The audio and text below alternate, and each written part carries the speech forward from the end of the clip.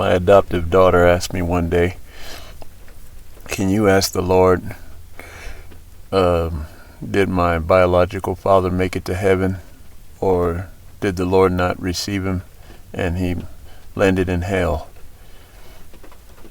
And she was so sincere, and I said yes, because I knew that she had been through a lot, and trying to get her to talk to the Lord was going to take some effort. So I prayed right in front of all of them and in the sunshine, and I asked the Lord her question. And that night, I believe it was, I don't know what the hour was, but the house was dark, and I had unquenchable thirst come upon me. Well, I couldn't even sleep. The thirst was just unquenchable. And I thought, oh boy, I've got to get something to drink. So I went over and grabbed some tea from the refrigerator, and it just didn't seem to do it.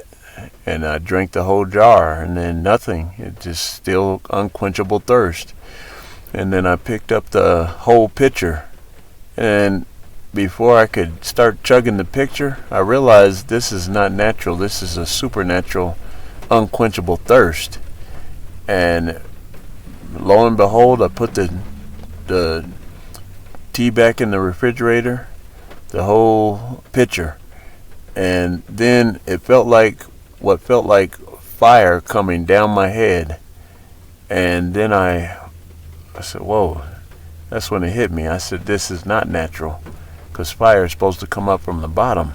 So I grabbed the chair and pulled it in the kitchen so I didn't wake everybody up in the house, and I began to repent. I said, Lord, if I have offended you in any way, please forgive me. I realized this was a supernatural encounter that I was having, and I said, Lord, I'll do whatever you want me to do. Forgive me from all my sins. I'm sorry if I've ever offended you or anybody else. I'll serve you, Lord. Please forgive me. I repent from doubt. I repent, Lord. Forgive me, Lord. Use me, Lord. I'm yours.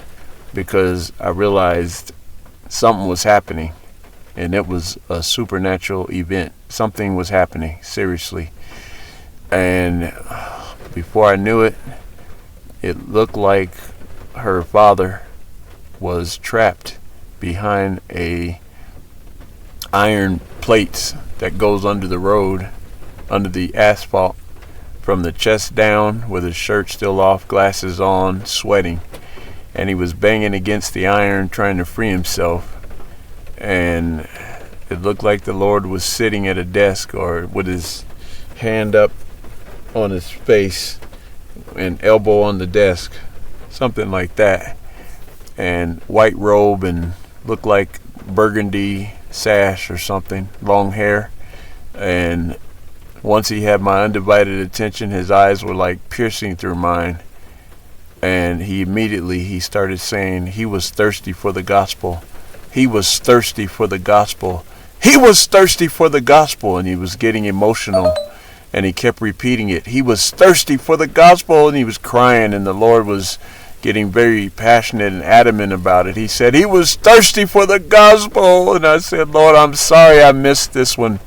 I said, I won't miss another one, Lord. Please forgive me. I'm sorry I missed this one, Lord. I won't miss another one, Lord.